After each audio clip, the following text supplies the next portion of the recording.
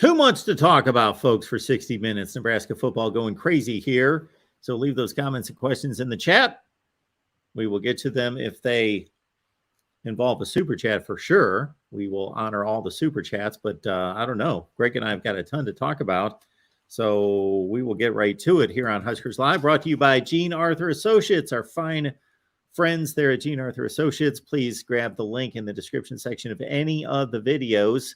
We'll talk a little bit more later about the fine services there by Gene Arthur Associates, but get your instant quote at JAAinsurance.com. That's www.jaainsurance.com. Greg, how you doing tonight? I'm doing pretty good for being 9 degrees outside, but 9. Yeah, at least we're nice and warm inside. Okay. All right. 9 degrees. It's not quite that cold here. I thought it was super cold, but it's not quite 9. But I think everything that's out there and all the big snowstorm, it's coming. It's tomorrow.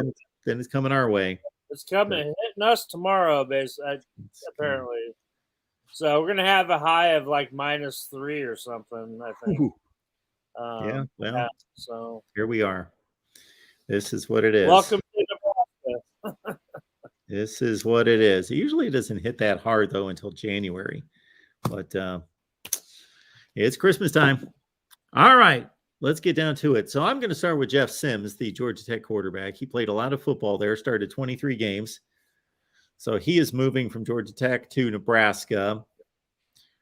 Find that interesting since we're still waiting official word on Casey Thompson, but I believe most people think that Casey Thompson's coming back. But Nebraska picks up a quarterback that has a lot of experience there at Georgia Tech. He's a dual threat guy. Well, actually, I'll start off by saying, get over to Husker Online and read Steve Sipple's story today.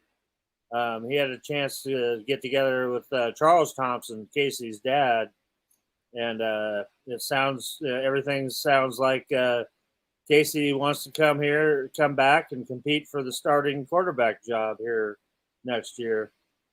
Obviously he just went through a major shoulder surgery, and we don't know how healthy he'll be. Obviously, probably won't be here for spring ball, but it pretty much sounds like, with a master's degree already in his pocket, that he wants to come back here and be the starting quarterback again next season, which then leads to a very interesting conversation about the whole quarterback room.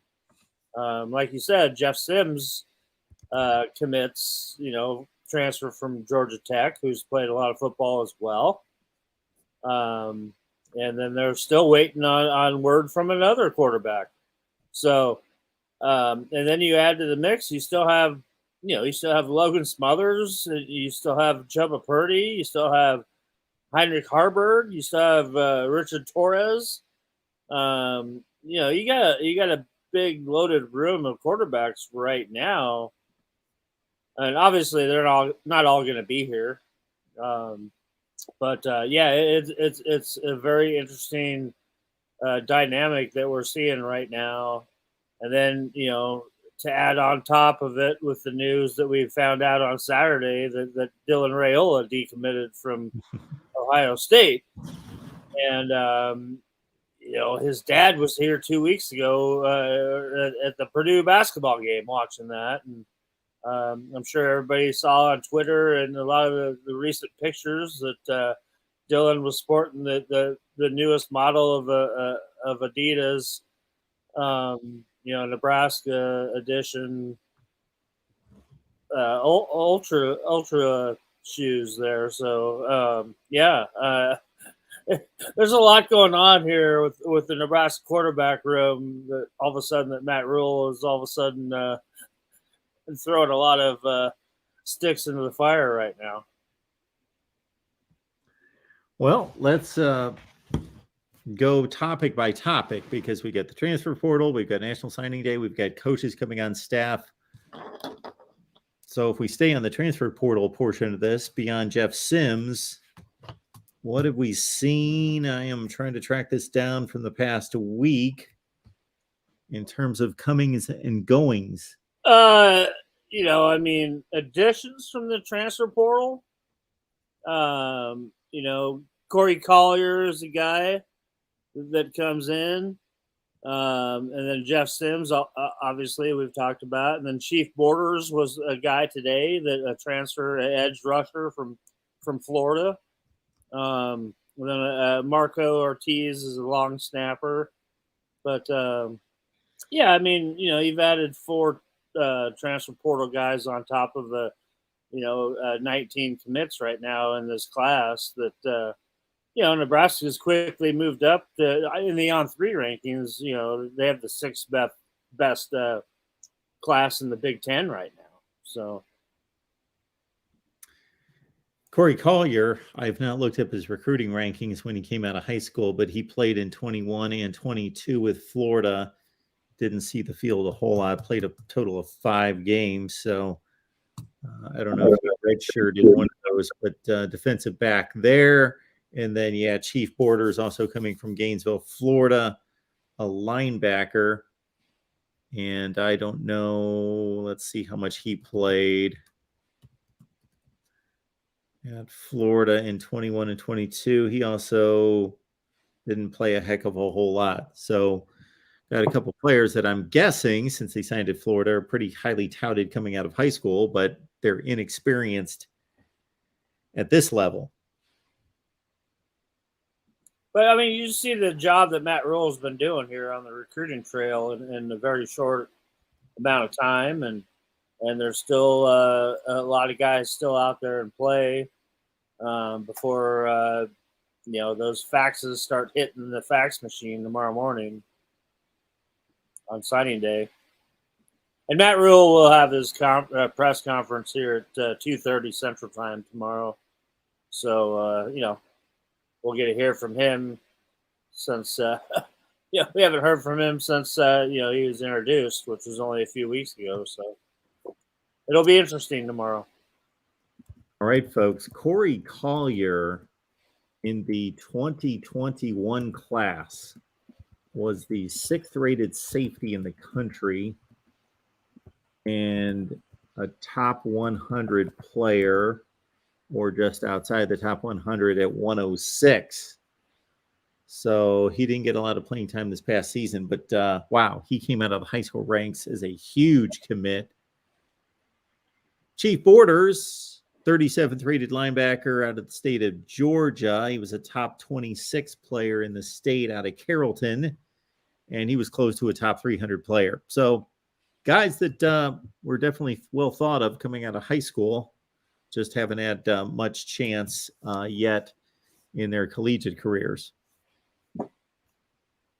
And like we know, I mean, we're starting to get used to that the transfer portal is open for a lot of the part of the year. So you never know when you're adding guys and losing guys. For sure. Now, these high school football coaches, we talked about this when Matt Rhule was hired, that obviously he has ties to Texas, did a great job at Baylor, and would maybe reestablish some recruiting connections down there in the state of Texas, and that would be a big plus for Nebraska. Did it cross my mind about him going to Texas for coaches, but Bob Wager is a high school football coach down there at Arlington Martin, Texas. Right. Yep. That appears to be a strong candidate. Very well known and highly thought of high school coach in the state of Texas. Yeah. And I mean, you see, and this isn't official yet. I mean, he hasn't signed his name on a dotted line, but this is expected. I'm sure they're kind of still trying to work out details with him and titles. But you've seen him add now. You've seen Matt Rhule add actually 2 high school coaches, one from the state of Texas, one from the state of Florida, to add to your staff, not necessarily as an on-field coach, but more of the that advisory role. So, and this fits. This is what Matt Rhule does. I mean, when he went to Baylor, he added high school coaches onto his staff as well. and these are guys that he's grooming to take over actual coaching spots later on, but obviously using it as a recruiting tool. And you've already seen him. He's landed a player from Texas, a couple of Florida transfers. He's recruiting Philadelphia, all these places where he's been. And he's kind of making a statement here. And to add on to that is that how aggressive he went out when he got here, he went out in this state of Nebraska and didn't send assistant coaches. He went out there himself and went to every single school and hung out. He didn't just come in and check it out and take off and shake hands and leave.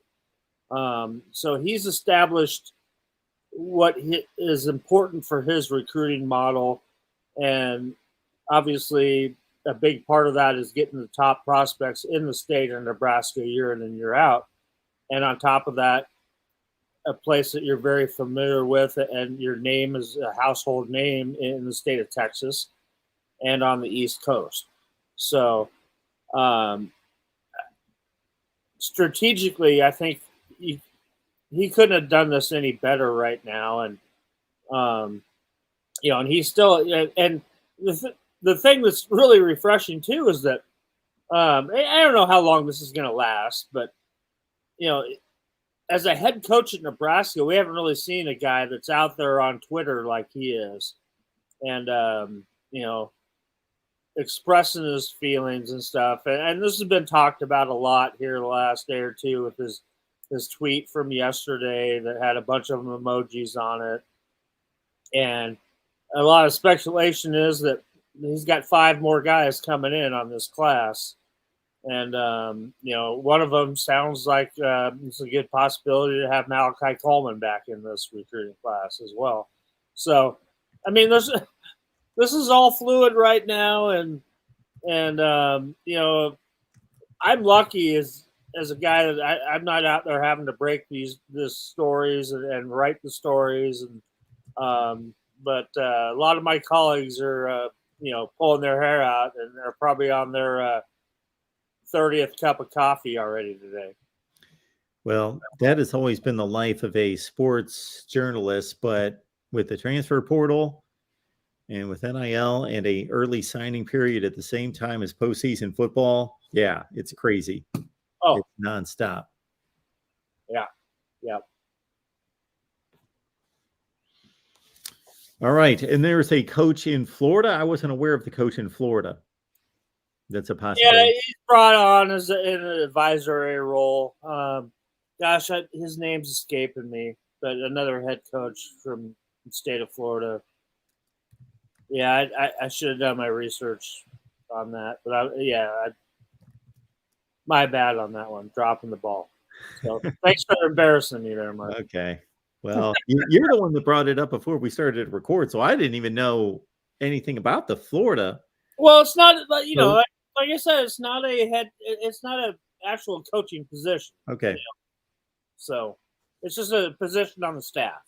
So we're talking about Homestead, Florida coach Philip Simpson. There you go. Okay. Thank you. There he is. Thanks for bailing me out of that. There he is.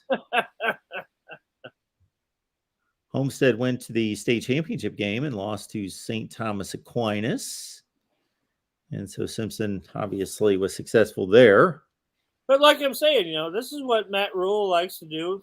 He likes to groom young coaches and bring them on. Yep. And there's been a lot of speculation on here, too, that he adds an actual Nebraska high school head coach onto his staff still this year.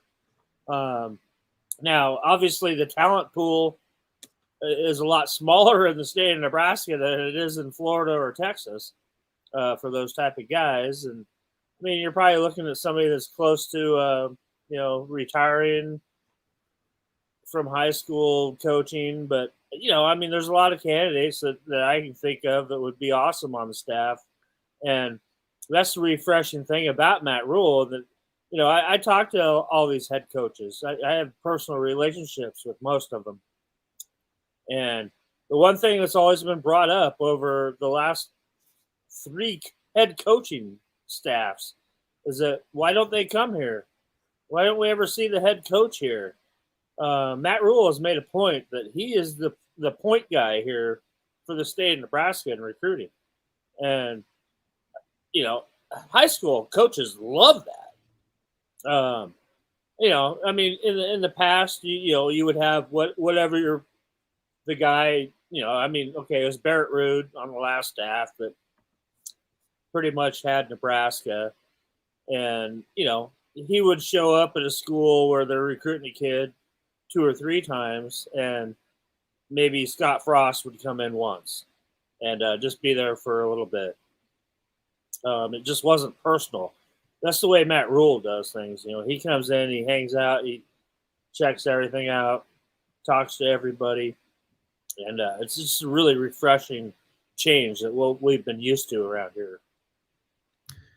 Simpson played defensive line for Rule at Temple. Mm-hmm. So it's one of his former players that he's trying to help and work him through the system. Absolutely. Okay. So you said 19 commits for Wednesday, National Signing Days tomorrow, folks. Everyone lock in. And I mean, there's still some going that are announcing tonight too. I mean, we're a little bit early for a couple of those announcements, but we don't know. I mean, this is signing day always comes down to this. There's always some late minute ads and stuff, and people are, and I mean, but how many times have we been through this here, at least at Nebraska, where we've gone through 3 coaching changes here in the last 10 years, and those new coaches coming in always do a lot of last minute ads and stuff to their class. And how many times has this worked out that we've actually looked at over the years? A lot of those guys don't stay here. That's just the numbers just show that. So, you don't want to get too excited, but, you got to do what you do. And that's what I respect about what Matt Rule is doing, is that he's just not settling for guys. He's going out and getting guys that he's targeting, guys that he knows that fit his mold on what he wants to do. I mean, he's preached speed, obviously, since day one. And what has he done? He's gone out and gotten 2 10-4 100 track guys at wide receiver position now, with the addition of Jalen Lloyd out of Omaha West Side here on Saturday, which we were up for that ceremony up there on Saturday. So no, he's definitely targeting guys that fit his mold. He's got a lot of defensive guys, lately some edge rusher type guys that fit his mold. And he's not just throwing together anything he can. He's just not going out there and offering a random 3-star just to fill his class. So I respect the job that he's doing right now. So do we know exactly who's going to announce tonight? Now you're making me have to pull up website. Well, in the meantime, while you're looking for that, Prince Will Human Mailing. How do you pronounce his last name? There's a lot of them that are tough. Human Meelan. I'm going to say Unamiley. Okay, how about that? I don't know. I'm probably you don't have me convinced, Greg. I'm looking at Unman Meelan. Yeah, Unman Meelan. Closer. Okay. Give me regardless. Yeah, you got to say these names a few times to get it right. Well, yeah, absolutely you do, especially if you don't know that you are saying them right. But Prince Will is out of Manor, Texas. Yeah. Manor, Texas. Yeah. He's another edge rusher, top 40 player in the state. Yep. So some folks had commented in the chat that they liked his highlights. He had 23 offers and last visited Nebraska. And so he was sold. And he was the co-defensive lineman of the year as a junior out of District 5A1, Class 5A second team All-State selection by the Texas Sports Writers. And he's got a couple brothers playing college football right now at Florida and Tarleton State. Prince Will had 64 tackles this past season with 20 tackles for loss and 8 sacks was his production this past season. He had 13 sacks the season before. So that's the last big get. And that's a top, close to a top 200 player in the nation. So really good. Let's see, that was on December 19th. That was yesterday, correct? That yesterday? Yeah. Yep. Okay. That somehow got by me. Yep. That one got by me because we try to post profiles on all these guys when they commit. All right. Yeah, somebody's dropping the ball there. Yeah, somebody. My information guy, my research guy is dropping the ball.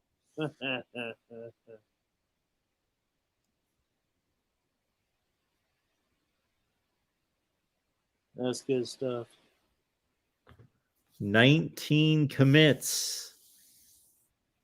Well, yeah, I mean, land. Second land a few higher than that. Well, yesterday you had Mason Goldman committed, the offensive lineman out of Gretna, Nebraska here, who had an offer from the previous staff. So that was a big get. I like Mason. I've watched him play a lot, and he's a big, tough, physical guy, and he fits right in as a Husker, obviously.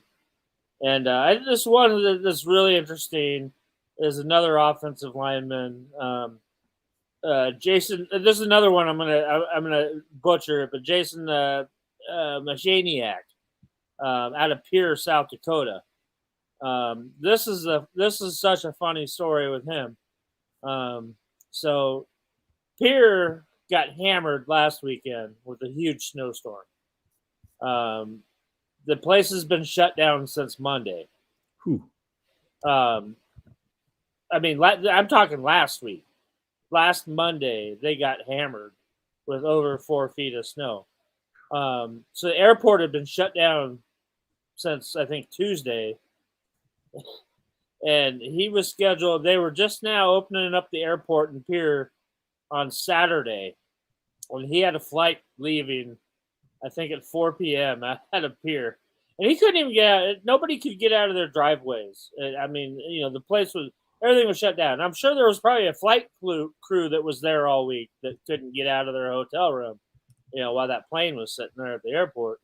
But he made it out and connected in Denver and got into Lincoln at about, I think it was about 8 o'clock, 8:30 Saturday night for his visit and everything. And then, and he ended up committing. So, that's just, to me, I mean, this with what we have all this weather bearing down on this part of the country right now, and that's just another just funny part of the whole thing, and this whole recruiting cycle that's going on with the new head coach again here at Nebraska. The temperature in St. Pierre, Montana, right this second is 21 below.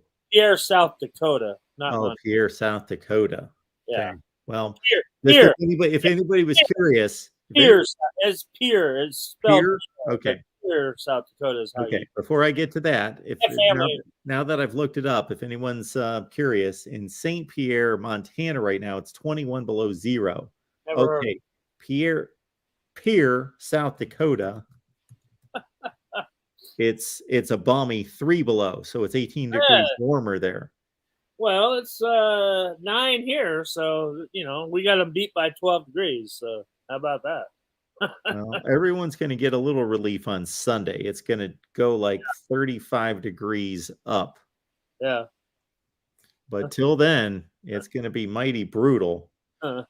There in Pierce, South Dakota, it's going to be -1, -6, -5 the next 3 days for a high. Lovely. 20 below at night. I know. I don't know why I still live here. I need to move to Florida now. Before I get any older and my blood gets any thinner, I got to move to Florida.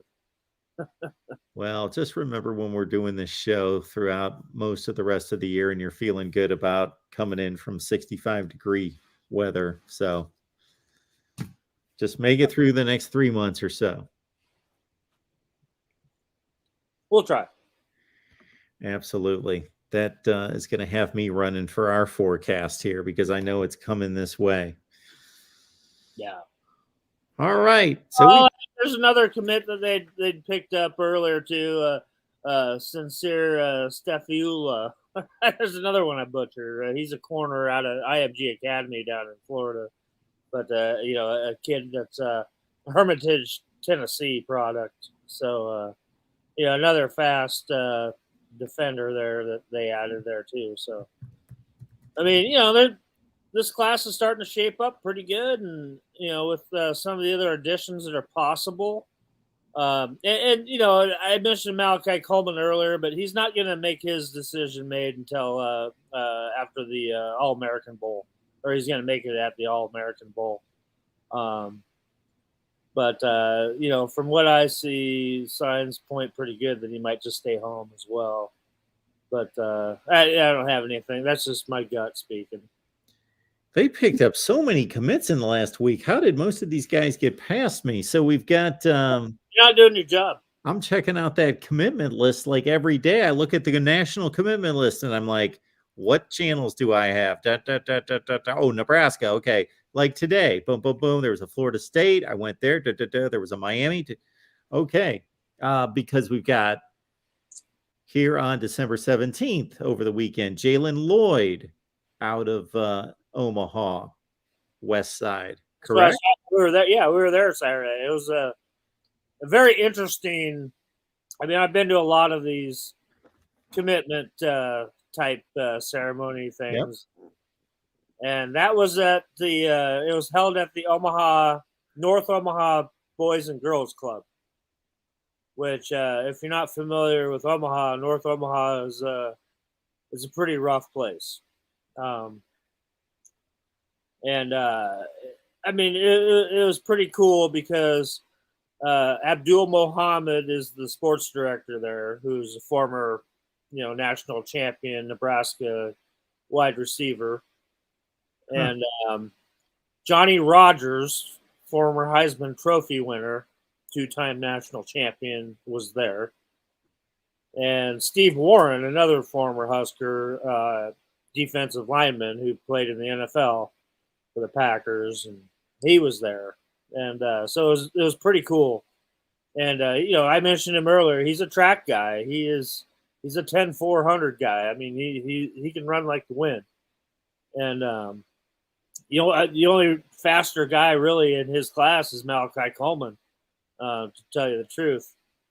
And I mean, it was pretty cool to see. And Jalen's mom was a 9-time national champion track runner here at Nebraska. And when he announced he's going to Nebraska, she even pulled out her old Letterman jacket and put it on. So, that was pretty cool. It was pretty cool to see him and all those former Huskers standing there getting their pictures taken together, with his dad and his mom. It was pretty cool. So he's listed as an athlete. Is he going to play wide receiver or DB? No, he's playing wide receiver, and he's going to run track at Nebraska as well. Okay. So you have 2 guys now, 2 wide receivers that are committed that are going to run track and play football. Then we also had Ramir Stewart. Did you mention him, the safety that that committed over the weekend out of Philadelphia? Right. Yeah. That obviously that's Matt Rule's Philadelphia ties. And I'm sorry I missed that one. Another guy that totally fits that Matt Rule model. Another guy that can run and can play football, and a guy they can develop. So he's reaching out, to all his areas that he's well known in, and being very successful. And it's very refreshing to see a head coach be this aggressive in going out and recruiting both in state and on the national side. You see there, Ramir Stewart out of Philadelphia, 14th rated player in the state, 653 nationally. And so Ramir Stewart took unofficial visits here over the last couple months to Oregon, Jackson State, Penn State, and then he commits to Nebraska just a couple days before National Signing Day. So, yeah, Matt Rule's making a late charge here toward National Signing Day. Absolutely. And then, you forget that there's another signing day still to come, too. So that's what's funny. We had a non-3 network-wide mandatory, Zoom meeting yesterday. And when our CEO, Shannon Terry, was signing off, he said, everybody enjoy signing day, if we could actually call it signing day anymore. Are we talking about the December one or the February one? Oh, yeah, the one tomorrow. Yeah, because there's still another one to make everything official. So, wow, this has become the one, though.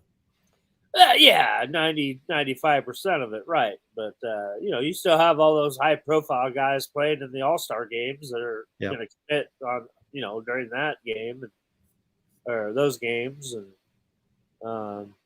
yeah, and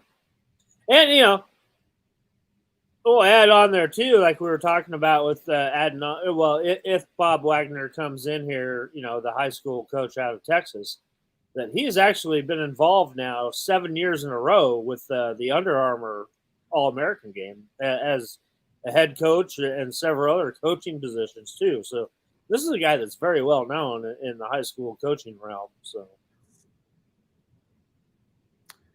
Sam here wants to know about Omarion Miller out of Louisiana. On3 has him ranked as the 32nd rated wide receiver in the country, 15th rated out of Louisiana, top 50, 250 player nationally.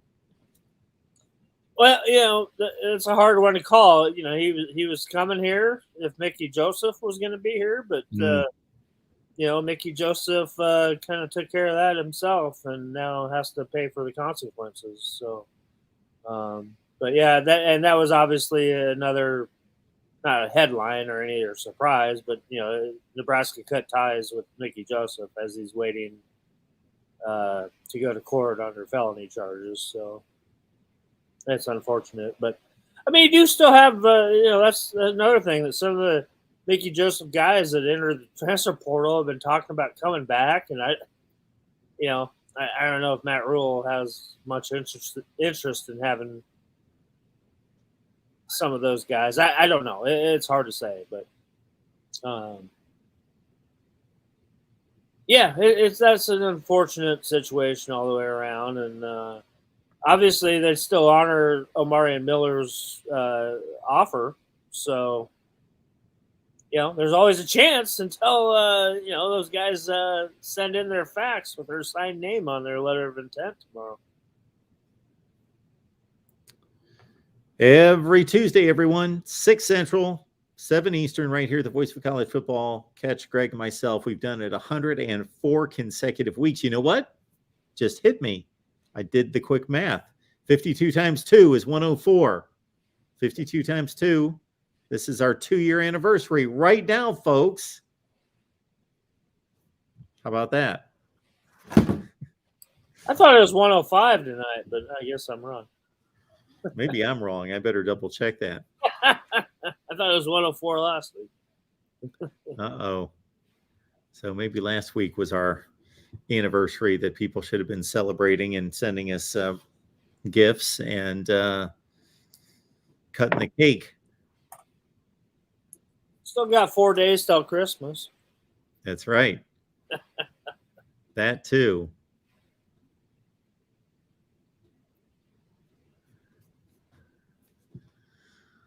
Yeah, I really don't know. I'd have to go back to see what kind of recruiting classes Matt Rule had at Baylor. I don't recall him having like these amazing recruiting classes. I thought it was more about development Yeah, I agree there. and it worked. Yeah. It definitely worked because he had a great run there, and he turned one of the worst programs in the country into a Big 12 championship caliber team. And sent a lot of guys to the NFL. Yeah. So, yeah. And that's what these recruits want to hear and want to see. That's what's cool.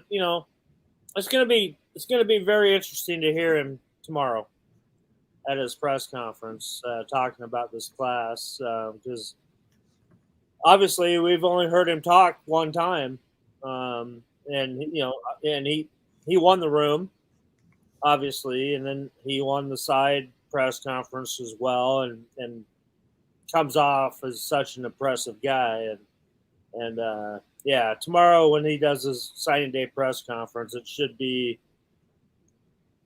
we're all going to get more, insight on who Matt Rule is and, what he's trying to accomplish.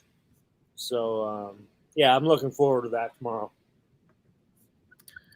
Husker fans, even when the season's over and it's going to be a long, long time until the next game, guess what? You're here because what? You love college football, and mostly you love the Huskers, and also we love our country, we love each other, and therefore the opportunity there at Gene Arthur Associates is a tremendous one, because in addition to being able to save yourself money on any type of insurance you could possibly imagine, you can also give back to the community. Gene Arthur Associates is in partnership with 23 families and providing support for them, children included. So go to www.jaainsurance.com. The link is in the description section of all the videos here at the Voice of College Football in Nebraska, and get your instant quote. Just takes a couple minutes, and why not try to save a few bucks on insurance, whether that's boat, RV, motorcycle, auto, home, any kind of health, dental insurance, anything that you could possibly want or need there at Gene Arthur Associates. So please do that. Get your instant quote.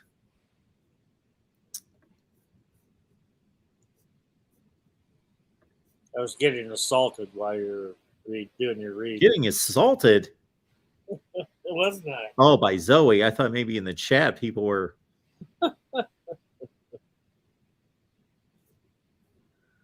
Joel Tilson, well, this is way too early for us to figure that out, but is Matt Rule getting better players than Scott Frost? Again, he's pretty much just trying to wrap up this class and make it he's just trying to close on this one. It's really going to be that next class that we can. Yeah, I mean, like we mentioned, Matt Rule is getting guys that he knows that he can develop, guys that he's been successful with. Scott Frost, on the other hand, I don't think Scott Frost actually recruited guys that fit the Big Ten. I mean, he kept recruiting guys that would have been successful at Central Florida and Oregon. And that's just my opinion. And I don't think Scott Frost actually was all that gung-ho about recruiting and let his staff do most of the work on that. Where, on the other hand, I think Matt Rule, he takes the bull by the horns, and he's running the show. And, kind of already touched on that with the way he's gone after. He's been to every corner of the state already and made his presence felt everywhere. And, I sense a big bus tour coming up here in the spring to hit the rest of the state, or a train tour, or whatever they want to do to get people to come out and support Matt Rule. So, I think there's a night and day difference in the recruiting of it, because obviously you've got a guy that has been able to recruit very successfully at 2 separate programs and turn them into winners when they were down in the dumps, and not doing it with a bunch of flashy, 5-star, 4-star guys. And, like I said, he has a plan. He knows what kind of guys that he can develop.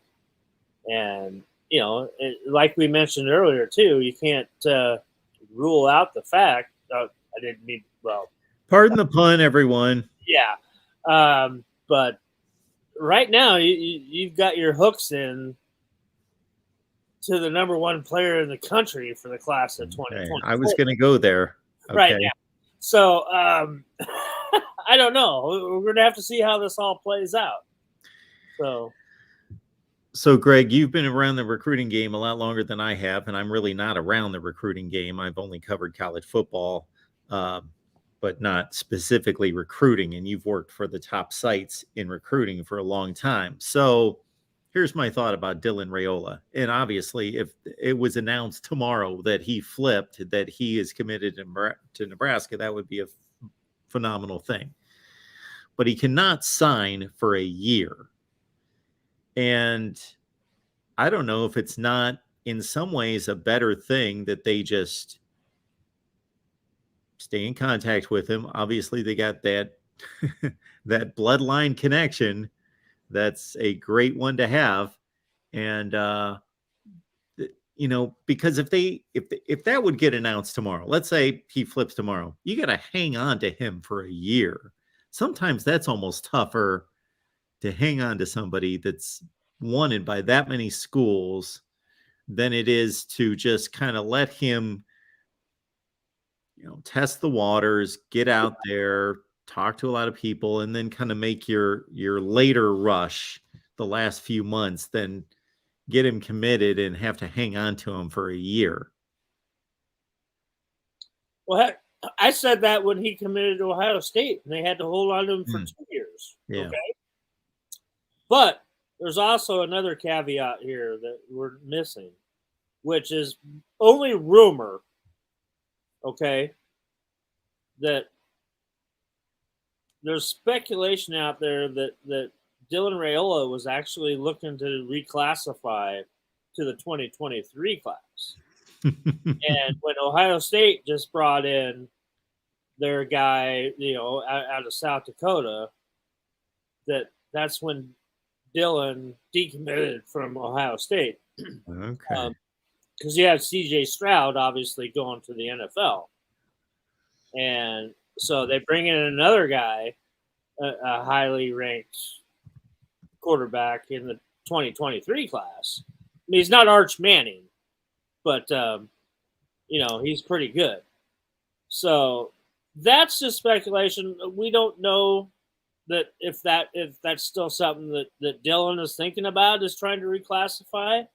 I will say this, though, that he is, he's only 16, 17 years old right now.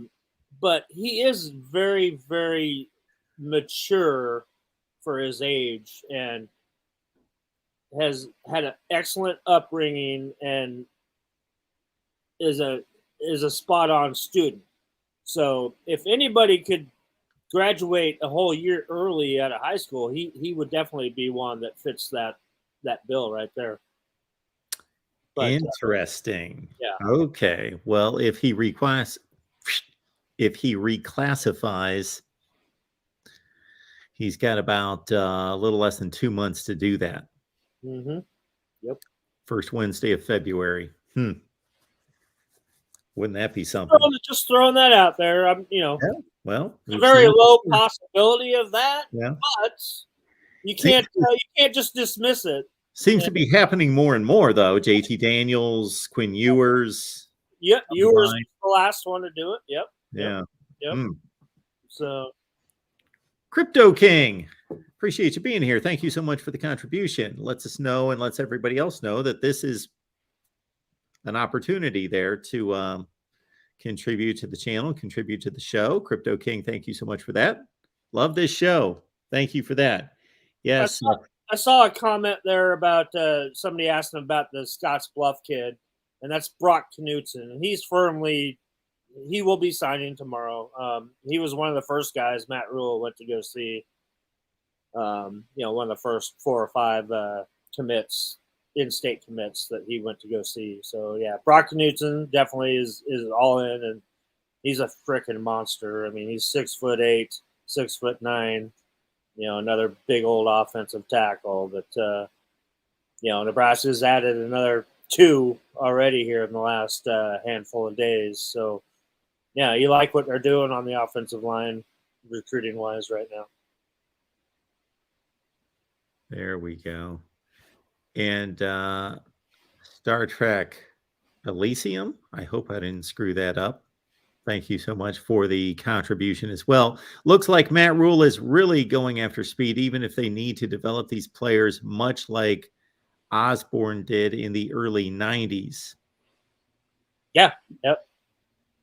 Absolutely. And, and I'll even throw this out, that if you want to compare Matt Rule to Tom Osborne and kind of see what he's kind of doing, building his staff, okay, what did Tom Osborne do when he got the job? He hired a head coach from Lincoln Southeast High School that was winning state championships by the name of Frank Solich, okay? He hired Milt Tenneper, who was a high school head coach out in West Nebraska. He hired 3 high school head coaches out of the state of Nebraska when he got the job. And all 3 of those guys went on to be big-time parts of Tom Osborne's coaching staff. And, the history which they laid from that. And you see a lot of similarities with what Matt Rule's doing. Obviously, right now it's Texas and Florida that he's kind of doing that with. But like I said earlier, don't rule out him bringing in one of the Nebraska high school head coaches in here too to add to his staff. It might not be now, but it might be next year. We'll see. But I see a lot of similarities by the way Matt Rule kind of does things and the way Tom Osborne did things. You know what transfer portal move that we missed? I cannot believe that this didn't get brought up in the chat, and I can't believe that we missed it. Jacques Yant. Oh yeah, he took off. The ante's gone. Yes. We didn't even talk about that. Didn't even mention that. I can't believe it. Never said anything about that? That's been a few weeks ago. Yeah, a couple weeks. That happened. Yeah. And I thought about that a number of times and thought, I'll have to bring that up, but kept forgetting. I think that Travis Fisher is not on the staff anymore, and I think that was his lifeline here, the guy that brought him here. And I don't know if he fit Matt Rule's type of guy, but this is the day and age we live in with the transfer portal. You're going to lose some, you're going to bring some in. I'll miss him. Obviously, with our connection with Moonbot and us to Jacques Yant, it's gonna be a big gaping hole next season that we can't talk about the ante. I know it, but I will still wear the shirt proudly. Moonbot, thank you. Okay. Moonbot, you're gonna have to come up with a new favorite player. Yeah, you're gonna have to come up with a slick nickname. Yep. And marketing. I trust that Moonbot will get the job done. I trust. I have. Got like 9 months to work on that. So in the meantime, amongst all this recruiting talk, and I know that's what everyone wants to talk about, and I get it. It's National Signing Day tomorrow. I do like these kind of questions right here. Tony says, in the division-less Big Ten in 2024, who do you think Nebraska's 3 yearly rivals will be, assuming there's a 3-6-6 scheduling model? So what he's referring to is, let's say the ACC is going to division less football next season, 2023. And what they're doing is, with a 14-team league, they are giving everyone 3 rivals. And that means you play that particular school, those 3 every year. Then they're splitting the rest of the conference. So think about it. The math is, you're 1 team, you're playing 3 every year. That's 4 teams. There's only 10 teams left in the conference, and you split them in half, and you play 5 1 year, Then the next year you play the other 5. Then the next year you play the other 5. But there are 3 teams that you play every year that are supposed to be your rivals. So I'm going to take a shot at this, and then we'll cut Greg loose. So my 3 rivals for Nebraska would be Iowa, of course. I'd say Wisconsin and Minnesota would be the 3 that make sense. However, you know what usually happens here in these situations is it doesn't work out perfect for every team. So they have to just kind of fill spots and do the best they can. It usually doesn't work out perfect, but those would be the 3 that I would put together with Nebraska. I would agree with that, but I would add Northwestern in the fold there too. To obviously 2 out of those 3, and then maybe Northwestern. Okay. That would be my thought, just logically, by just region wise, and looking at the history between those teams. Sure. And obviously, I think you also have to think about how teams travel. Obviously, Nebraska fans travel like crazy to Northwestern. Travel like crazy to Minnesota. Travel like crazy to Iowa. Camp Randall, a little different story because I don't know if you can, there's not that many seats available, I think, for Nebraska fans to swallow up. But I think in the grand scheme of things that the Big Ten would probably look at, obviously, you got to preserve that Iowa-Nebraska rivalry. And I think, when Nebraska first joined the Big Ten and made these divisions, I think they were trying to go for Nebraska and Wisconsin being the 2 battling it out on that side, but like Ohio State and Michigan do. But obviously that hasn't worked out in that vision. That might be just my vision, but I think that's what the Big Ten's vision was. And Minnesota has obviously gotten to be a lot better program since then as well under TJ Fleck. So I don't know. It's hard to say. This is the way conferences do things now with the money involved in TV revenue and everything. And then obviously you're going to add USC and UCLA into that mix, and what a tasty matchup does it look like Nebraska versus USC every year too. You got to think about that as well. Yes. That was going to be my next point. So I think our guy Tony did bring that up in the chat. That was going to be the next point. Is it can't be just your rivals because the 2 LA schools need to be integrated into the conference, so they have to be given rivals. So I would think Nebraska would be the western side of the conference are going to be the ones that they're going to be paired with. I don't think they're going to be jumping USC to have a rivalry with Rutgers, certainly. And if you look at it, I mean, when you kind of look at it too, that all right, you've got adding USC into the fold here. You have USC, Nebraska, Ohio State, Michigan, all 4 of the top 10 all-time winningest programs in history. Yep. In the same conference. So you got to kind of size things up that way too, to where you want to get matchups out there that people want to see and people are going to pay for to see. Oh, there's going to be plenty of those. Yeah. You now have Ohio State and USC and Penn State and USC and Wisconsin and UCLA and Nebraska and USC, all those, Michigan and UCLA. And Nebraska UCLA is a good rivalry already that, has had a lot of moments. So, yeah. It has. Yeah. They got together in the 80s a few times, and they got together, what was that, about 10 years ago, not even 10. They had a they played them. They played them since they played USC back under Bill Callahan. Yeah. When I was at that game at the Coliseum, that was fun. Nebraska lost, but it was still fun to be there. That's when I was going to go meet my buddy that was with his friend that was a USC grad. And I got, just meet us at Tommy Trojan. And I got no idea where Tommy Trojan is. And so I asked some USC fan, I'm decked out in Husker gear. I'm like, hey, can you tell me where Tommy Trojan is? And the girl just goes, why? What are you going to do to him? Nothing. I'm going to go take a picture in front of him, which I did with my buddy. Oh, yeah. And then we took a picture of O.J. Simpson's Heisman Trophy as well, standing next to each other. So, yeah, there you go. That's what I got out of that day.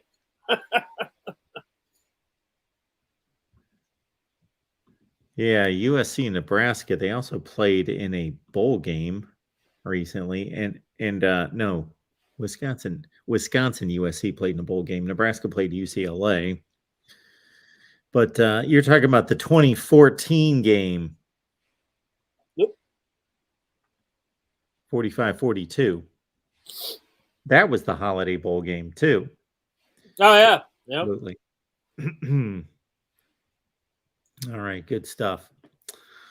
All right, folks, going once, going twice. Anything else that you guys want to hit on? We have done some work here with I'm sure we forgot Barney, but that's the way it goes. Etc. All right, Greg. That way, as soon as we sign off, there's always stuff that's like, oh, I forgot. I wanted to say that, but that's all right. There's always next week. Yeah, that's why we're here, right? All right, folks. We will wrap up National Signing Day. Yes, David, I remember it well. The UCLA was a pretty significant favorite, and Nebraska, I believe, was the first 5-7 team to reach a bowl game, and they upset that Jim Mora UCLA team with Brett Huntley at quarterback. Was it Mike? Absolutely. Okay, that was the Holiday Bowl when Mike Riley was there watching. He was thinking. That's a couple years later. Yeah. All right, folks. Appreciate you being here. Come on back next Tuesday and do what? Bring some folks with you. Let's double the crowd next week. Why don't we do that? We'll wrap up National Signing Day with all of you next Tuesday at 7 Eastern, 6 Central. Greg,